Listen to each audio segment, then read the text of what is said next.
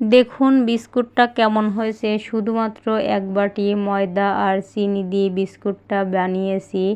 আমরা অনেকেই ডিম দিয়ে বিস্কুট বানাই, কিন্তু এখানে আমি ডিম দেই নাই, শুধুমাত্র ময়দা আর চিনি দিয়ে বিস্কুটটা বানিয়েছি।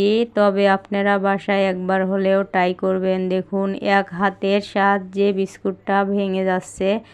দোকান থেকে বা বাজার থেকে কিনে আনা বিস্কুটের মতো হয়েছে। বিসমিল্লাহির রহমানির রহিম। হ্যালো বন্ধুরা, আসসালামু আলাইকুম। শারমিন কিচেন থেকে আপনাদের সবাইকে স্বাগত।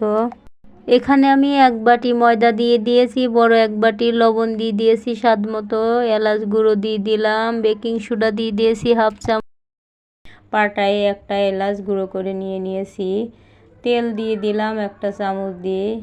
এখন চিনি দিয়ে গোলাবো, শুধু চিনি দেব না, পানি দিয়ে চিনিটা একটু গলিয়ে নেব। তারপর এই পানি একটু একটু করে দিয়ে বিস্কুটের বেটারটা নেব। আগে শুকনো উপকরণগুলো হাত দিয়ে মিশিয়ে নিলাম। এখন ওই চিনি দিয়ে দিয়ে অল্প অল্প করে করে বিস্কুটের বেটারটা বানাতে হবে, একবারে দিতে যাবেন না। ডোটা নরম হয়ে গেলে বিস্কুটটা বানাতে পারবেন না। সেজন্য অল্প অল্প করে চিনির পানিটা দিয়ে দেব। চিনির পানিটা ওই রকমভাবে দেওয়ার কারণ হলো, চিনিটা যদি একটু আস্ত আস্ত থাকে বিস্কুটটা খেতে ভালো লাগবে। আর চিনি যদি ফেটে মাখিয়ে নেন, চিনির কোনো চিহ্ন থাকবে না। দেখুন রুটি বানানোর মতো আটা বানিয়ে নিয়েছি। এখানে 3টা লেচি কেটে নেব, 2টা লেচি রেখে দেব, আর একটা লেচি আপনাদের বানিয়ে দেখাবো। দেখুন রেখে দিলাম। এই লেচিটা রুটির মতো বেলে নেব, কিন্তু রুটির মতো পাতলা হবে না, একটু মোটা হবে। তবে চলুন দেখা যাক আমি কীরকম মোটা করি। আপনারা দেখুন বেলে নেব। তবে এই বিস্কুটটা যদি আপনাদের কাছে ভালো লেগে থাকে অবশ্যই লাইক কমেন্ট করে শেয়ার করে দিবেন।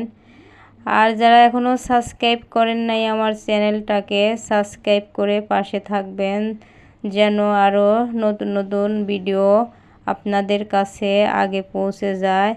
দেখুন কীরকমভাবে বেলে নিলাম, এরকমই মোটা হবে। এখন একটা চাকুর সাহায্যে চারপাশেরটা কেটে দিয়ে মাঝখানের সুন্দরগুলো রেখে দিলাম। দেখুন এবার এই পাশ দিয়ে বিস্কুটটা এই মাপে করে আমি বানিয়ে নেব।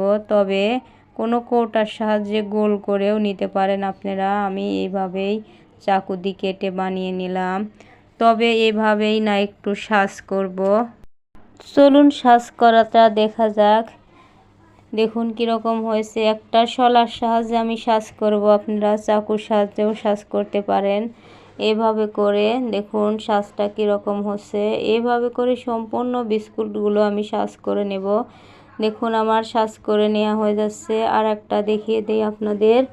এভাবে করে সম্পূর্ণ বিস্কুটগুলো সাজ করে নেব। আপনারা অন্য কিছুর সাহায্যেও নিতে পারেন, কাঁটা চামচের সাহায্যেও। আমি শলা দিয়ে করলাম। কীরকম হয়েছে দেখুন, এইভাবে করে করবেন আপনারা। তবে এখন চলুন বিস্কুটগুলো ভাজিয়ে দেখাই আপনাদের। এখানে চুলায় একটা কড়াই বসিয়ে দিয়েছি। আপনারা রুটি বেলার তাওয়াতেও বিস্কুটগুলো ভাজতে পারেন। আমার এই কড়াইটাতে ভালো হয় সব কিছু ভাজা, তাই আমি এই কড়াইটাতেই সব কিছু ভাজি।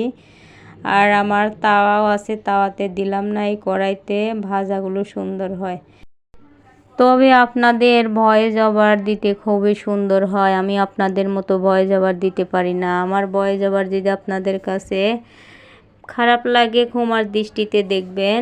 এভাবে করে বিস্কুটগুলো আমার ভাজা হয়েছে। দেখুন কত সুন্দর কালার হয়েছে দেখতে, মাশাআল্লাহ সুন্দর হয়েছে। সম্পূর্ণ এভাবে করে ভেজে নিয়েছি দেখুন। তবে ভিডিওটি ভালো লাগলে অবশ্যই ফুল ওয়াচ করে দেখবেন। আজ এ পর্যন্তই, অন্য ভিডিও নিয়ে আবার হাজির হব। আল্লাহ হাফেজ, ভালো থাকবেন।